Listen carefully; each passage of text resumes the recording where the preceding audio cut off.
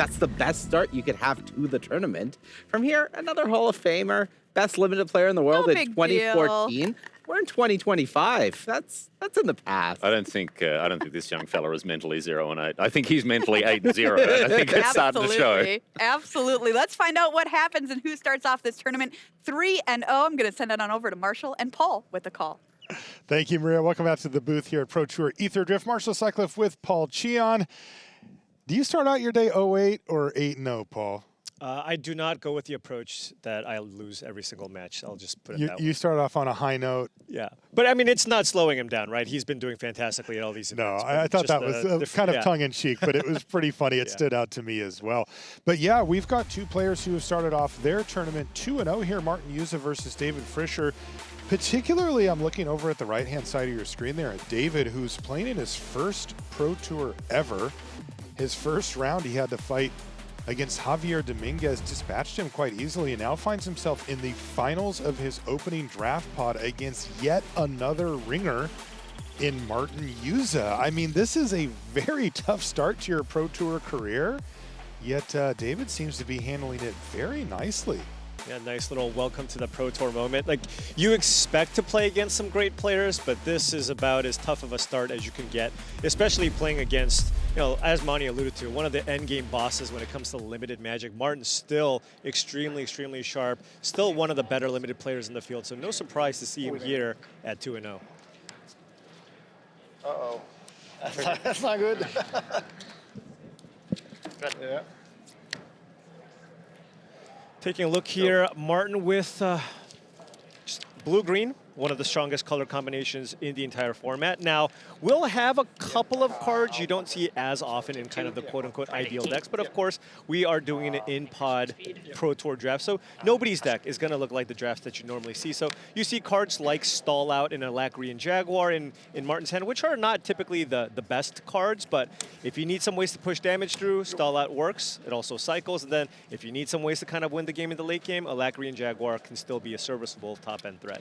Here's a Gibberk Omnivore to start things off for Juza on turn 2. David Frischer had the same start that we actually saw against him a couple of rounds ago, where he played out the Bastronaut on turn 1, and then the next turn he just used his mana to get in. So his maximum speed is almost there. He's at 3. He's at 3, but David Frischer pumped again. Missed a land drop here, and this is horrible news here for David. I mean, he's got a couple of 3-drops in hand here, but if you're on Martin's side, you have to be thrilled here that David didn't add another permanent to the battlefield here. So Martin can come back here.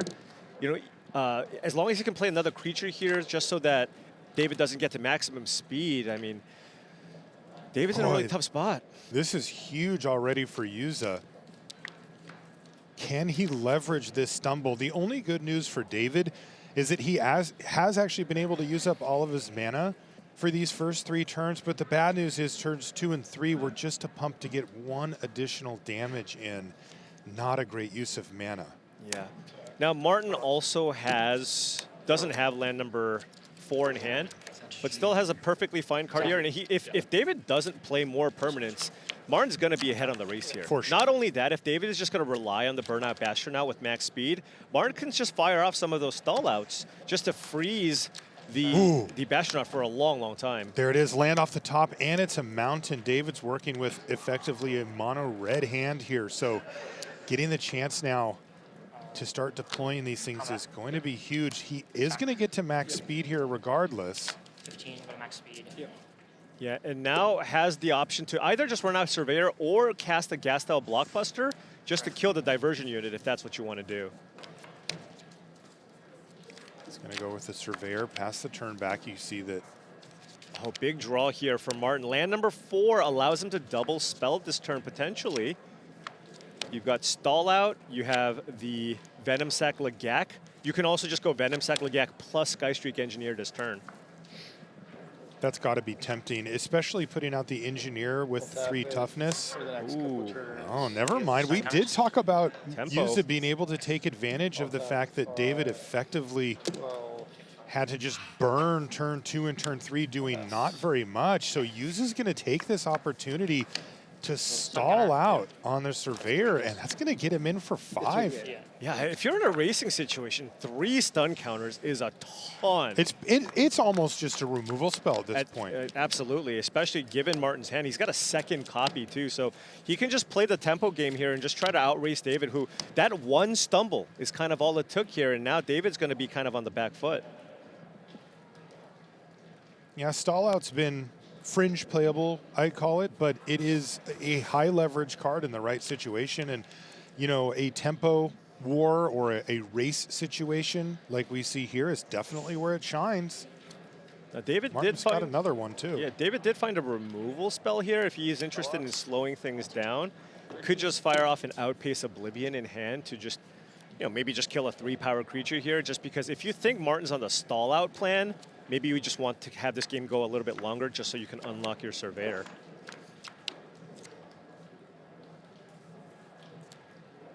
Also has the Gastel Blockbuster. Sure. That'll work. He's going to just bail altogether on his tap-down creature and use it to throw. Now Martin has an interesting choice here again with the Alacrian Jaguar in hand. You can either just run that out because you have land number 5, or you can just go double spell, stall out your 3/2 again, beat you down, and try to race. Now, Martin is at 13. The Bastronaut is very, very annoying.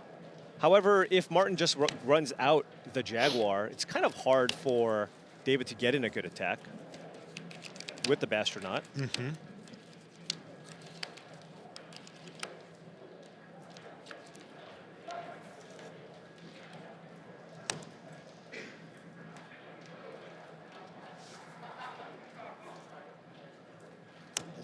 Saddle. He's actually going to saddle Okay. the Lagak and get it in. So no clean blocks available there for Frischer, so it's going to be 2 damage coming in. This is the best case scenario here for Frischer, though, because now he can go Outpace Oblivion to just get the Jaguar out of the way, and Martin has no blockers, meaning David's going to be able to get in for 5 damage here with the 2 creatures he has in play. Yeah, Martin's sticking to his I'm going to try to race you line, but this is risky, and he's going to pay a pretty big price this turn. Also, one thing to be mindful of here is the pedal to the metal in David Frischer's hand. If you can find some extra lands, I mean, the Bastronaut's menace. So if Martin just lets that go through, we could see David potentially just kill Martin out of nowhere with the pedal to the metal. This is one of those situations where David hopes that Martin just taps out for 1 big creature. Right. And then he may be able to just kill him, particularly if David were ever find a 4th land to give it that X equals 3. Oof, it would be lethal as it stands. Right.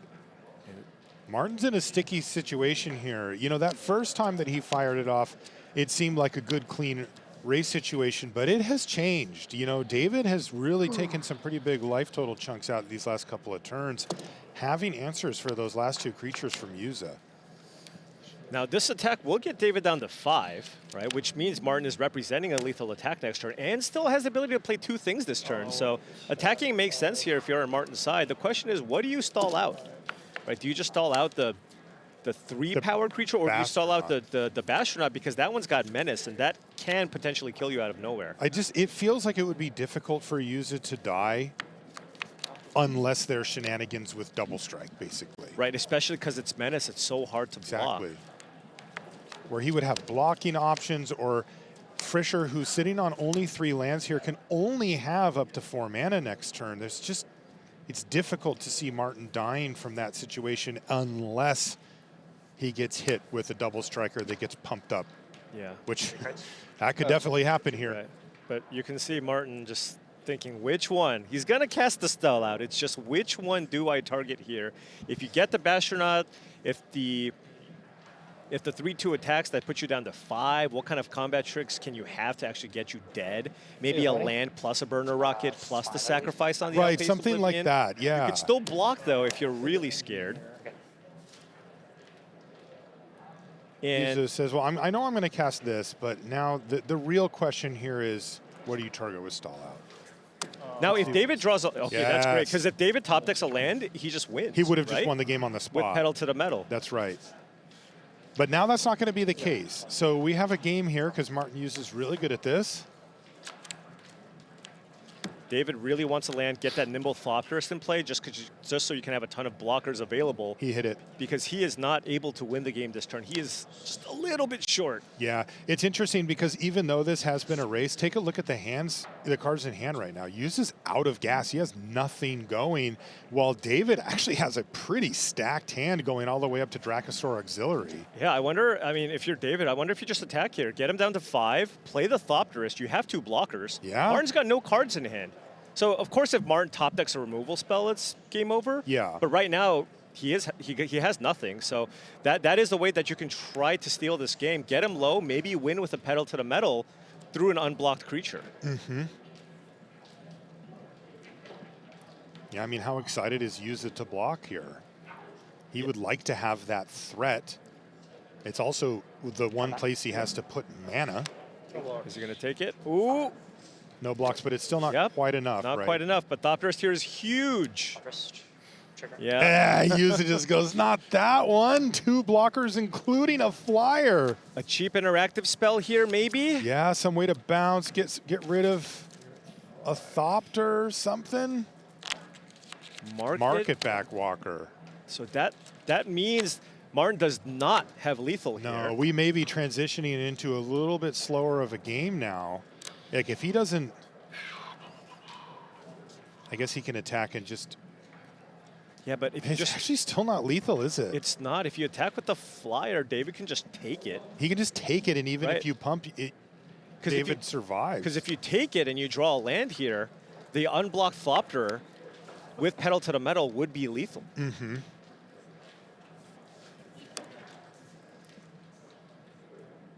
Ooh, looks like Martin might be lining up attack with every. No, it looks like he's got the Lagak back. Yeah. So you want maybe keep 2 ground blockers back because you can now play this Market Bat Walker for a lot as well. I imagine David's going to probably want to block the Gibberic Omnivore with his Nimble Thopterist. The big thing if you're David is you want that Thopter. You want to keep that Thopter because you have pedal to the metal, right? Absolutely. So if you just draw a land, you win the game if Martin has nothing. Exactly. So that's the one I think you want to keep in play. And if you want to block anything, well, you have to block because this is a lethal attack for Martin because he can just pump this Skystreak Engineer. Mm-hmm. So I think it makes just a lot of sense here to just put Thopterist on the Gibberic Omnivore. But will David sack the Thopter here instead? He's picked it up twice. Makes me nervous for that Thopter's life. Yeah. Look, I mean, just think about it. Martin top decked. I do not like blocking with the Thopter here. I agree. Oh, this is rough. Take one. He says, sure. Take 1. 3 counters. And he's going to play a 3/3 Market back Walker. Yeah, and That's an excellent blocker on the ground. you can block both things. Now, if you had a Thopter and if David top decks a land here, that would have been the game. Yep. Is that a land? It's a mountain. Oh my gosh. That is brutal. Yeah, Paul's going to have heartburn. I am. That's a tough one. I can't handle this, Marshall. I cannot handle this. He did hit the mountain. Okay. Yeah, these close games are very unforgiving in that way. Absolutely. Now, I mean, David's hand is still full of action, and Martin's down to nothing. Remember, Martin fired off 2 stallouts here. He's down 2 cards. If the game goes on for a few more turns, Martin is net negative 2 cards here. Mm-hmm. Wow. Frischer's so close. He has 2 damage sitting on the battlefield, plus some amount of combat. Like, he is really close. Now, land number 5 plus Thunderhead Gunner is quite strong, right? Because you can block the Skystreak Engineer. Mm-hmm. And so you're not worried about taking 3 in the air that way. So true. if you can still find some way to get some damage through, even get Martin down to 2, then the Outpace Oblivion can also deal 2 damage to Martin. So, but right now, I don't think you want to make a ground attack. You don't have a lethal. If Market blocks with the Walker, he draws 3 cards. You kind of want that creature in play. So you don't have a good attack this turn. Yeah, and I think Frischer is slowly coming to that realization here.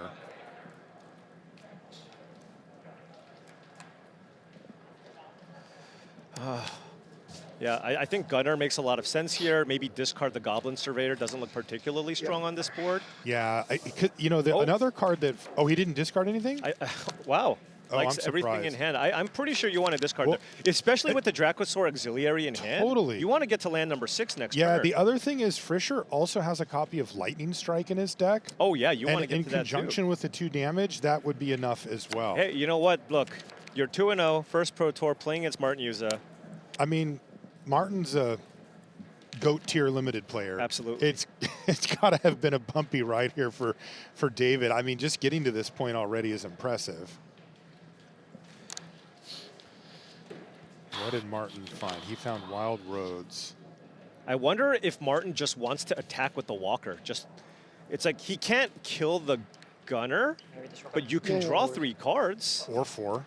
right? Or 4. I imagine 3 because you want to play more to the board, or you might just get You run don't over. want to leave yourself with just 2 mana. But That's you, fair. But the thing is, you don't really have any other great attacks here, right? If you look at the No. other creatures, the Engineer gets blocked by the 4/5. I suppose you could saddle the Lagak, but I don't think at 5 life you're really not in a position to saddle either. Is there a world where he settles in?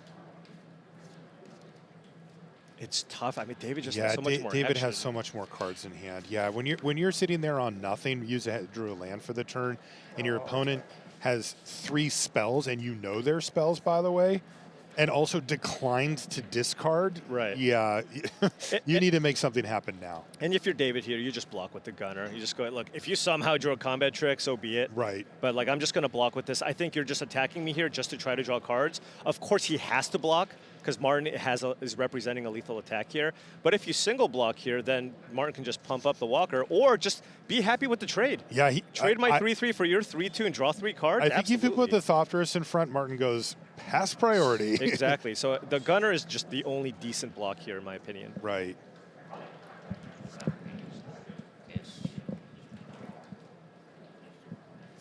David may be thinking of a double block here. Things get a little sketchy there. Yeah, you don't have a great attack on the you still Martin still has a Lagak here. Totally. So I guess he's just really valuing that Gunner. It's tough because he may be optimistically thinking, okay, well, if Martin pumps, then I'm okay here. But Right. Martin's not going to do that. Yeah, there you go. Yeah. Frischer came to that same conclusion that you Look, did, Paul. he's just been top decking. You have to assume he has nothing. Yeah. You just do that, and then Martin now can make the decision. Do I Okay, want to draw an Martin extra card? does want to get another Okay. card out of the deal. All right. I mean, he has a land drop to give this turn as well, so he's likely to hit a land anyway. And he's got a Wild Roads in hand, which actually comes into play untapped because of the Saddleback Lagak. You're right. So he could, even if he totally whiffed, he had the out of making a 1/1 Of blocker just here. making a 1/1. But he But he found didn't something. whiff. He found Afterburner Expert. Okay. All right, David, can you find Surprisingly, quite a good blocker, Yeah. the Expert. land Maybe a number Lightning 6? Strike? Land number 6 would just be great, given that you have the Dracosaur Auxiliary. Right. And he did find the land here. Now, is there some world where you attack with everything and Martin doesn't block anything? Probably not, given the Outpace Oblivion. So everything will get blocked if you choose to attack that way. So do you just want to go to the skies? Alternatively, you can play the Goblin Surveyor, and it's a trampling creature. Yeah. Right? So if that one just gets blocked by a random Gibber Gomnivore on the following turn, you can just first strike trample through and go for lethal that way. Yeah, totally.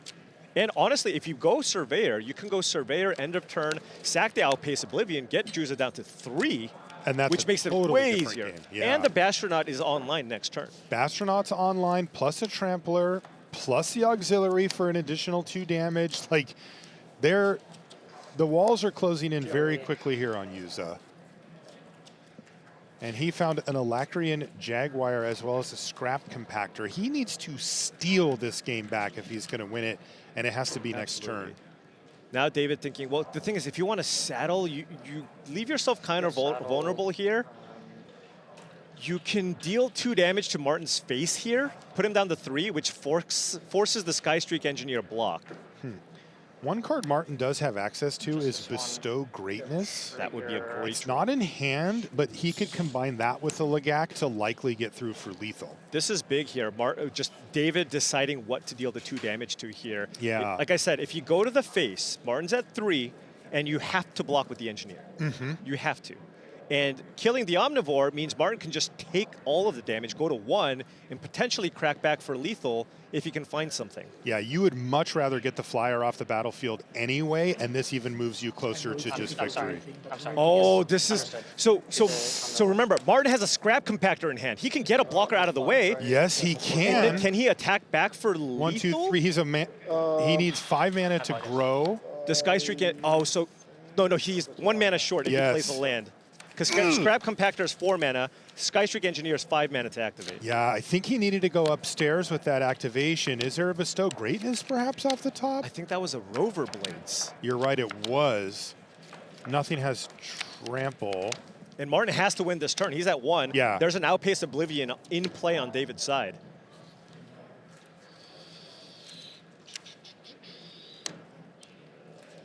Not seeing a way out here for Juza.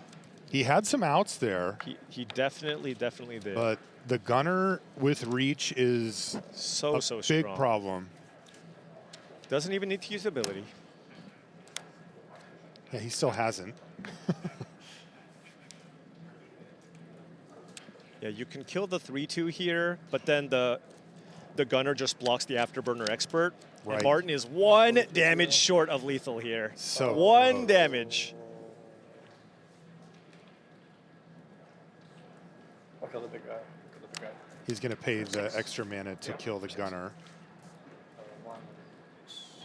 Okay. And then just force David to make the blocks. Right, but 1 blue mana up doesn't signify anything scary here Does from not. Frischer's perspective. So he just needs to yeah. block. And that is going to be game Wow. number 1 going to David Frischer. Finds his way through a very difficult board step, and Martin's still digging for that pump spell, Bestow Greatness.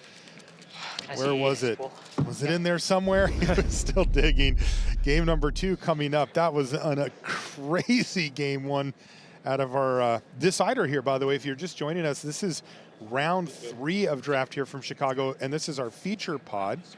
David Frischer had to play against Javier Dominguez in the first round, dispatched him in short order, won his next round, and now is facing Martin Juza to try to win his pod in his first Pro Tour ever. And he is up a game.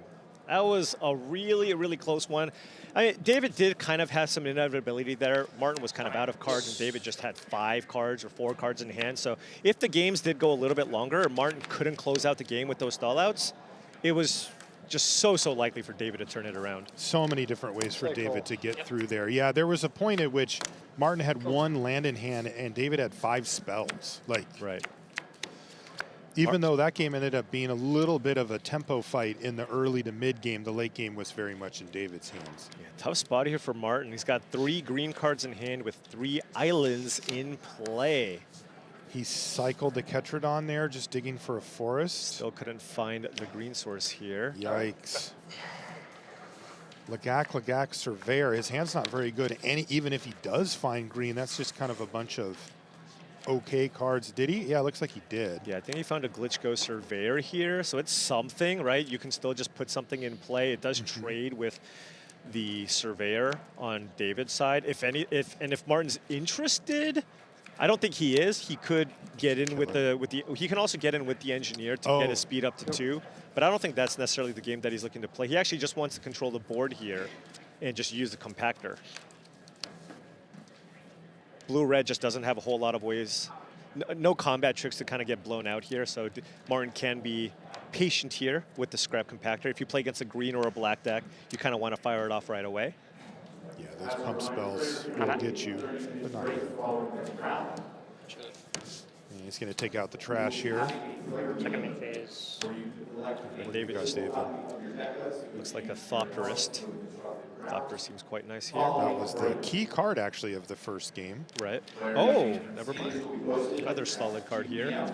3/4, really great sizing here. Needs a green source. No go. No go, and this is a tough spot. And with the creatures that Martin has, that Spike Spitter just gets a free attack because Martin only has 3 total power in play. Right.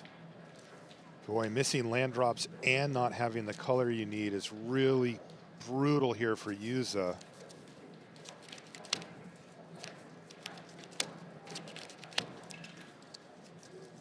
If Frischer can find a way to just impact the board significantly on this turn and the next, it feels like the door would be pretty well closed on Juza. It's a lot of work to do to try to even get back to even.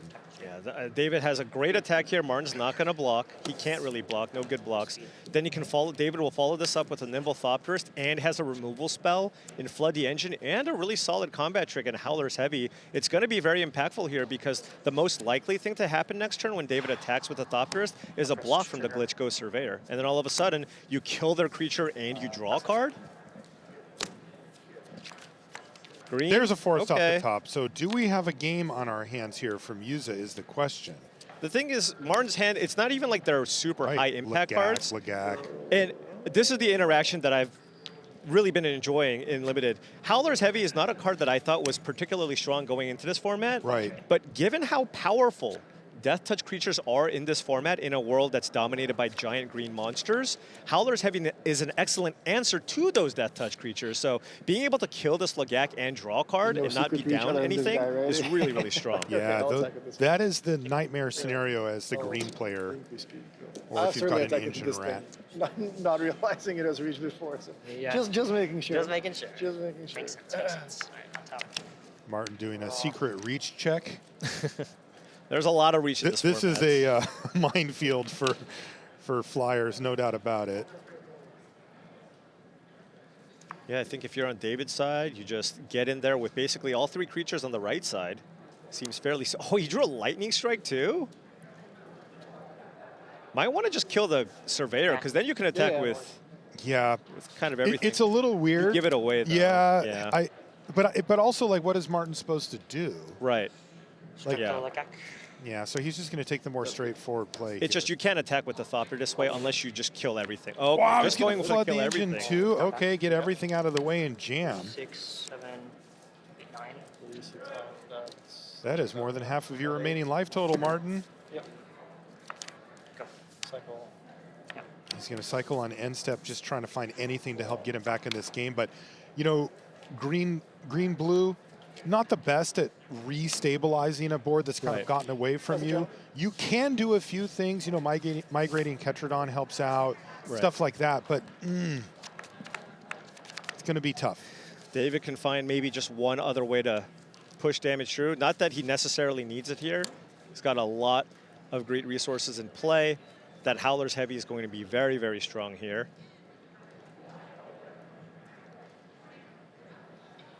So he plays Loxodon, Surveyor, and another like that. Wow, and he drew a Thunderhead Gunner here? That's so strong. Get rid of that Kaelorna, Coral Tyrant. Yeah, why is that there anyway? 23rd card. Green. 23rd card. Oh, it's main deck. Okay. It's a main deck card, which is literally the antithesis of what David's strategy is. So it's a little bit of an odd inclusion. I would play almost any other card, but if you play against a red-green deck, they really can't do much if you play one of those. Yeah, it's just he's trying to be assertive, so yeah. Right. Uh-oh. We're going to get Howler heavied. Looks like Martin's played a bit of the format. Yeah. Like, why else would you attack with the 3/4 here, right? So can he play around it? He can try, but I don't know. He's not really in a position. He's at 8 life here. Do you just put the Death Toucher on the right side and just hope? And then when you block with the Surveyor, he knows what's coming. It is coming. Yep. Yeah, And brutal the here. brutal part is that you draw a card off of that cycling. Right. I mean, like their creature just gets put in the bin and you get a 2-for-1 off of it. Yuza knew it was coming, and he also knows that he's all but lost this one. You can see shaking his head a little bit there. Is there anything? It's just a forest. Well, you can play a 3/3 Market Walker. Yes. So that he is still at 8. So that makes it hard for That is... David to attack, right? Because you can double block the 3/4 here, and David's out of action for now. For a 1-turn reprieve. Oh, geez. Wow, Dracosaur Auxiliary off the top, too. He doesn't have the 6th land, I don't think, but... But the thing is, the Auxiliary, you can still attack through the 3/5, right? When if you just saddle up the Auxiliary, you just turn it into, you just deal 2 damage to the Skystreak Engineer. You can still attack. And David's draws have been absolutely unbelievable. His last 3 draw steps were Thunderhead Gunner, Dracosaur Auxiliary, and Broadside Barrage. Wow. If you're going to 3-0 your first draft ever at the PT, this is how you do it. Yeah, very tempting to just spend your mana perfectly here. Play the gunner, get rid of your 08. Yep. And then just pass. And then just pass. And you can just win through the air now. Because the way Martin gets back into this game is drawing a ton of cards off the walker. Right. You just have to keep his resources low. And yeah, he just keeps finding these. This whole draw for him has been kind of his mediocre cards, right? He just got another Loxodon Surveyor. Yep. You know, he just had one of those. He's had a couple of Venom Sac Legax, which are fine. These are all fine Magic cards, but you know, these aren't the power hitters that he really wants to draw, the big leverage plays. Yeah, absolutely. You want the nice exhaust cards, especially the Signpost Uncommons. Those are the types of things you're looking for here, and the Surveyor here on this board, just not the most impressive thing.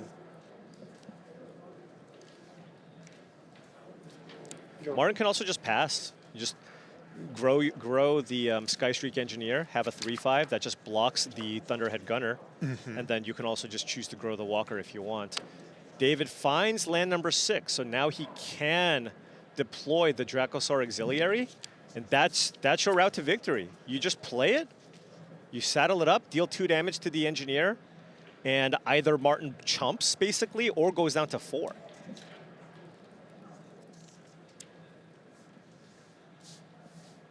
Six mana being tapped, not good news here from the user side of things.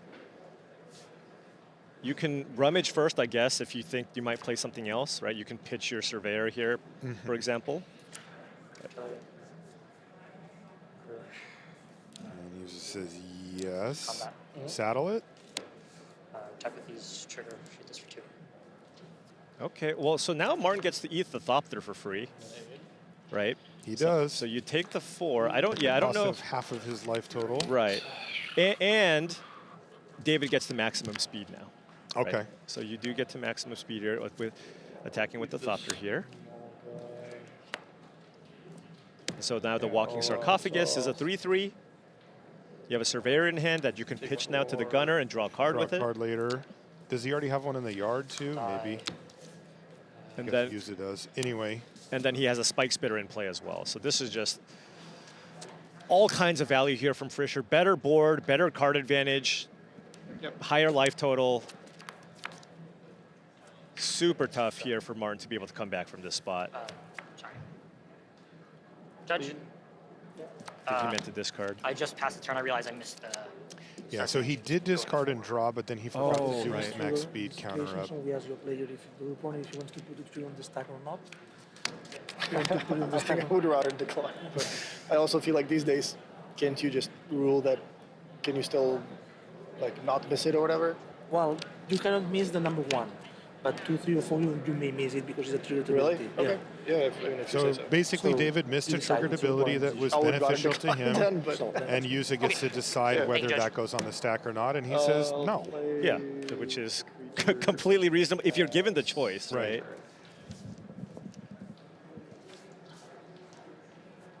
And that is big because you don't get to draw that extra card. Totally. Right? However, oh my gosh, and that's a Silken Strength. So David might just fire off Broadside Barrage here, and then Martin can play Silken Strength. However, because the Dracosaur Auxiliary also deals 2 damage, 5 + 2 is still 7, which would kill the Silken Strength Engineer here. Although you can also use the Silken Strength on your Market Walker, Yes, give it a reach and draw a bunch of cards. So that's also the option here. I like that option. Because at this point, if I could cash in that Walker, I would. Wait, is that a second Auxiliary? Is that just lethal I then? assume that's from before. Yeah, then you just saddle both and you just go wow. for the win. Okay. These draws. Yeah. 4 to the face. Dome, and that's going to be David Frischer picking up the victory.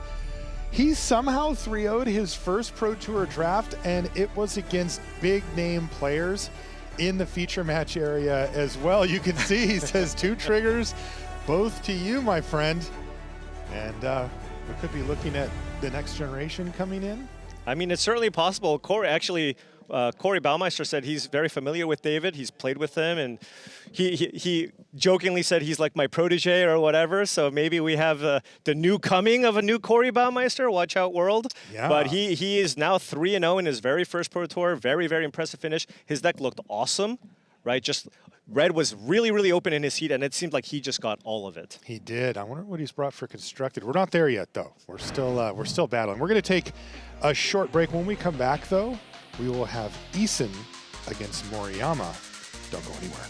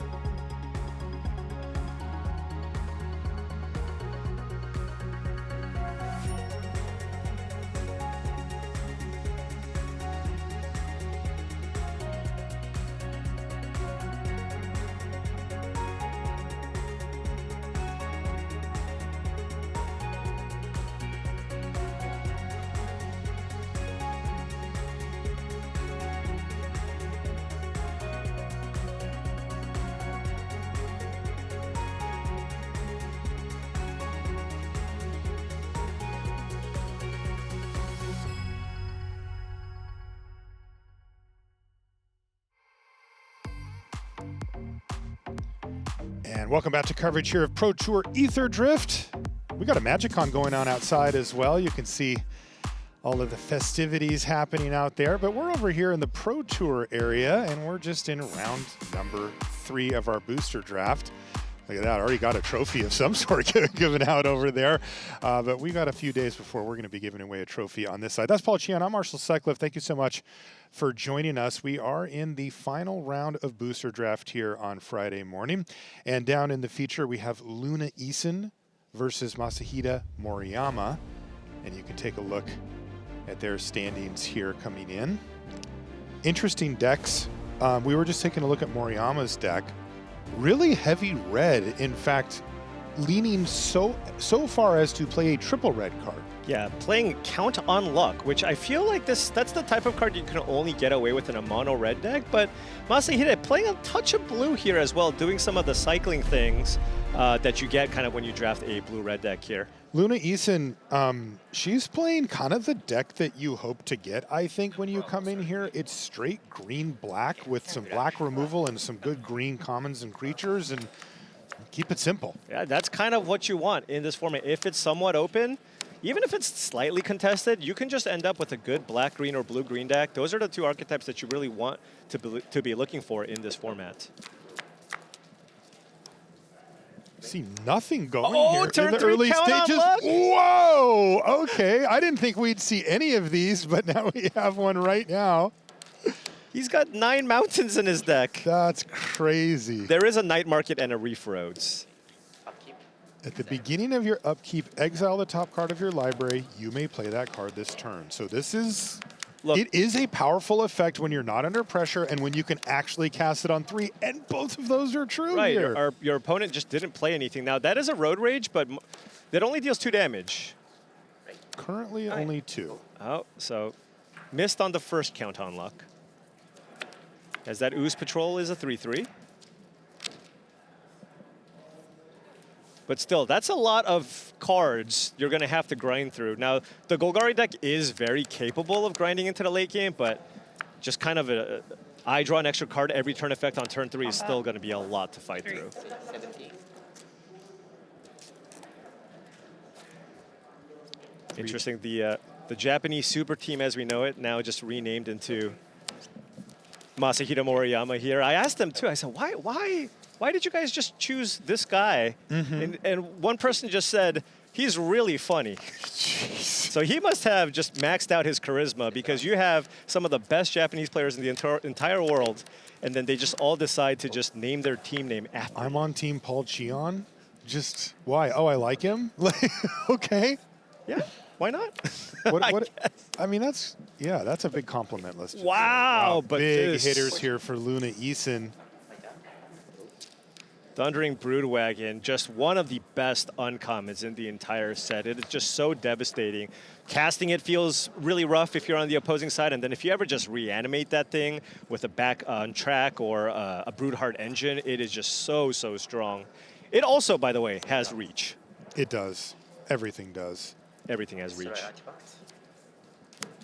Okay, well, it will only get away with the 2-for-1 here.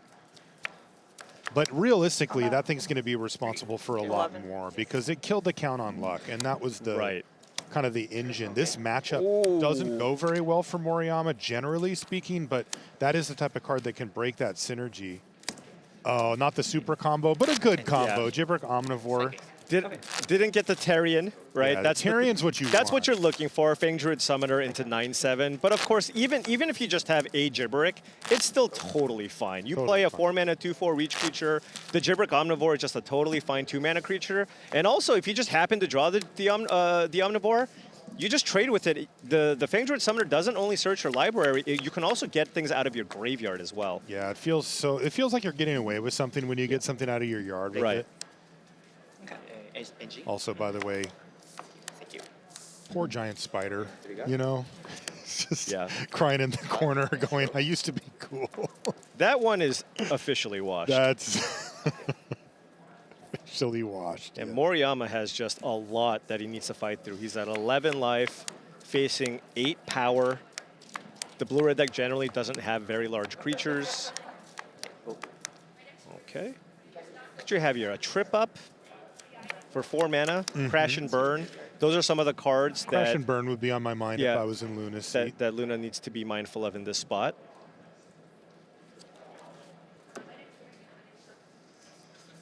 Maybe a Spectral Interference. Oh, that wouldn't be that problematic here. And nothing to fear here from Luna's side. She's just going to jam. There's the Trip Up. Sure. And I think Luna just has lands in a run over here, which is still a good spot to be in because you have the run over. And also, if you play the patrol, it's going to be huge, right? Is that an Achik? Oh, okay. 2 insects. Seriously? I couldn't tell did because not of the... know, but that is exactly Okay. what that is. That is not a land. Wow. I thought that was a land. So maybe I was understating it when I said that Luna had the deck that you want. This is like the deck that you want. I mean, this is everything. You have the Broodwagon, you have the Achik. This deck just looks fantastic here. Saw run over in hand as well. Wow. You're not supposed to be able to get that deck at the Pro Tour. It should Right, be like, extremely difficult. Everybody's supposed to be fighting for it. And I mean, it looks like Luna just picked up everything. Look at Javier's deck, or even look at Martin Yuza's deck. Right. Right. That's a good example. That's kind of what you red. expect. Okay. Green, very heavily contested. You have to play some filler level cards because everybody's going to be fighting over it. Every draft table likely going to have 3 to 4 green drafters at the table. But somehow Luna's deck just looks like you have it all. I mean, Ooze Patrol's pretty good too. Like, In black-green, it certainly can be. You know, turn 3 Pothole Mole into Ooze Patrol is very strong. Or in the late game, it's just a 4-mana 7/7. right. And in this format, huge creatures on the ground actually do quite well. Absolutely. Oh, again? Jeez, are you kidding me? We just saw this again. Luna had the answer for it, although Masahide did manage to draw a few extra cards off of it. It didn't run away with the game. Right. Oh, there's a there is Pothole Mole. Hit the land right away. I No know, stress. No sweat? Come No on. stress. It's always the third one for me. The third card down is always the most exciting. Okay. And there was, what, one creature in there? Right, so if you play an Ooze Patrol, guaranteed to at least be a 3/3. Needs to play to the board here, though. Teen Buccaneer, fine. Yeah, just blocks everything in play, so Luna doesn't have a way to get it off the battlefield, won't be able to attack.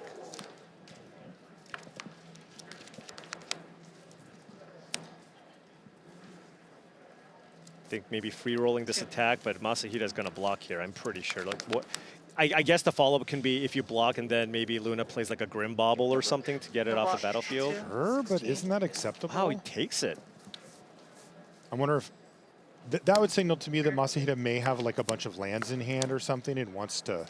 Ooh, double spin out, run over, green belt. This deck is so strong. Oh, lightning strike, incredible hit here, and Luna missing on the ooze is on the huge. Ooze Patrol and only getting it to 3/3. Because now you can just use that lightning strike here to get this 3/3 off the battlefield. Yeah, Luna's showing off a little bit with that graveyard, but would much rather have some creatures in there rather than triple removal spell with one creature. Then now you can attack with the Buccaneer. And this is the game where Count on Luck is being very, very strong. Did he not did attack? The Buccaneer it's not got, come in? it's got vigilance. Oh, all right. Missed it. Well, note, format's been out for 9 days. There are things you will learn just because even if you've done a good number of drafts, there are just some things you will just naturally miss. Oh, it's a scramble. I mean, even for us to be here in the booth to commentate, it's a lot to try to get in. And these players are playing, you know, the highest level of limited Magic you can play in the whole world. And as we've talked about at the news desk and elsewhere, you know, your start, how you begin your draft has a major impact on your chances for a really top finish. And I'm talking about top 8. Right. I'm aiming very high, but admittedly, you know, many of the players here when they come in, that is what they're aiming for. Ooh, double attack. So now we're thinking maximum velocity, right? That's a card that really comes to mind here. Yeah, Bestow Greatness. Bestow Greatness. Ooh. Oh, Fang Guardian. That's the worst. That's always the worst case scenario. Now they you get a creature. You can find a Road Rage here. You loot in response. And if you find a Road Rage to kill off the 2/2, that would work, but nope. 14. And you have 4 power left over after a winning combat trick. Got to count on some luck here, no doubt about it. You need to play something big. Just a Thunderhead Gunner, something like that would be quite strong here. It's wild because Luna's been able to do this through the count on luck both games. Now, it did get destroyed at some point in game 1, but still, like, 2 cards a turn adds up really fast. Usually, you know, I would assume if I let my opponent have that for 2 or 3 turns that I'd be at a major disadvantage. But every time you look at the board, Luna's ahead. Right. And that Fang Guardian was just so big. Gnarly. Okay. Boomobile. So you get 4 mana. 4 mana, now exhaust. It will minimum deal 1 damage, and then for every extra mana that you have available, every land, it will deal an extra point of damage. So right now we're at 6 mana, so you can deal 3 damage to something, or 2. So you can do 2 damage, kill the Fang Guardian maybe, just to try to keep your life total as high as possible. Unless you think Luna's out of resources, then you go after the Beast Rider Vanguard. The Boomobile's crew 2, and it's a 5/5. And yes, it is exhausted, as it says. Yeah, once you exhaust it, it does get the +1/+1 counter too. So it's wow, what a top deck from Luna. What was it? That was an Autarch Mammoth. Jeez. Just a perfect card here on turn 6. Curving into Autarch Mammoth, not bad. Just relevant plays every single turn, down to 10, and now you put 8 power and 8 toughness into play. Jeez. Moriyama says, okay, but against, you know, red is your primary removal, like this is tough. You need like a Flood the Engines or something. Yeah. And even then you feel like you're behind. Yeah, it needs multiple things here sitting at 10 life. The Scrounging Skyray, you can't cycle it because it's exiled, so you can just kind of run it out if you want a 1/2 chump blocker. Maybe you do have a cycler here to grow it, and then if you do, then you have a 2-power creature to crew the Boommobile. And like you said, the Boommobile is 5/5 with a +1/+1 counter, so it would be a 6/6 when crewed. Which would cleanly block Actually, the a mammoth. pretty big deal. Oh, this is 5. Oh, Switch them up. okay. Nice. So All right. we forgot about one other mode there for the 1/2. Send it over. Yeah, absolutely. And now this just kind of blocks everything. What else does Luna have? And this is enough, of course, to crew as well. So Right, you can crew and block the 3/3, and then Luna can get in for 5. Put Masahide down to 5, right? If assuming Masahide blocks the 3/3 token there. More cards. Yes. And this is the point. This is the turn. If Luna finds a removal spell, she can still kind of close out the game just through tempo. But if not, that count on luck is going to just take over the game. yeah, every turn that goes by, it shifts slowly towards Moriyama. Even though Luna's been able to keep the heat going, it will run out at some point. Right. You're not drawing 2 cards a turn on that side of the table. Moriyama still has 4 cards in hand, and that's largely because he's been able to spend mana on, either hit land drops or spend mana. Yeah, because the thing is, anytime you hit a spell off of count on luck, you just want to play that card. All right, beat downs. Now here's the question for your Masahide. Do you block with the Mammoth or do you crew? Because if you crew, and let's say Luna has a spin out or something, then you're just taking all the damage. Yeah, you see 2 spin outs in the yard. I feel like you can get away with it. I mean, it would be really nice to keep the Mammoth around, but it looks like he's not going to take the risk here. Yep. 6. Oh, taking 1 extra point of damage just so Beast Rider Vanguard doesn't get Luna Val. Another 6-drop? Oh and it's my Object. goodness. Luna just actively wanted that creature in the yard at the cost of that damage. I mean, this So was there's just... 4 insects. Well, right when we thought the Luna might be like just at the end of the road there, not even close. This is just too many. Even if you kill the Achik, you're kind of dead, right? That's just, definitely. what, 7 creatures and you're at 4 life? Yes. No, this needs to be multiple things happening. And remember, Moriyama at this moment has 1 blocker. Yeah, Like, just that's 1. it. And remember, if those insects die, every insect that dies, Masahide takes a point of damage with the Achik in play. So you just send in with the 4 tokens. If Moriyama doesn't have an answer for Achik, Yeah, game. and that's going to do it. Luna, Eason, overpowering count on luck. That thing stuck from turn 3 till the end of the game, and that game went for a while. Didn't matter. Yeah, well, it was one of those spots. It's just Luna just needed to slow down for 1 turn, just not play a relevant threat. But Luna just had a perfect thing to play every single turn. 2-drop, 3-drop, 4-drop, Fang Guardian, 6-drop, 6-drop. If you do that, the green decks just have far more power and toughness for the mana that you spend, and Moriyama was just on the back foot the entire time. If Luna didn't play the Achik, I think he had a shot. Yes. He had a real shot to be able to stabilize that board, but Achik, just an incredible, incredible closer, especially when you can get your opponent's life total to around 4, 5, 6. If you don't have the way to kill the Achik, it's just over. It makes the math very, very easy. Super powerful stuff over there from Luna as well. That Autarch Mammoth came down and had a major impact on the game. Moriyama was able to deal with it eventually, but not quite enough. Yeah. He even played his best cards. He went count on luck into Boomobile, and it still wasn't close to enough. Wasn't even close to enough. All right, that's going to do it for the draft portion here. We're going to take a small break. When we come back, though, we'll be back at the news desk gearing up for Standard. Don't go anywhere.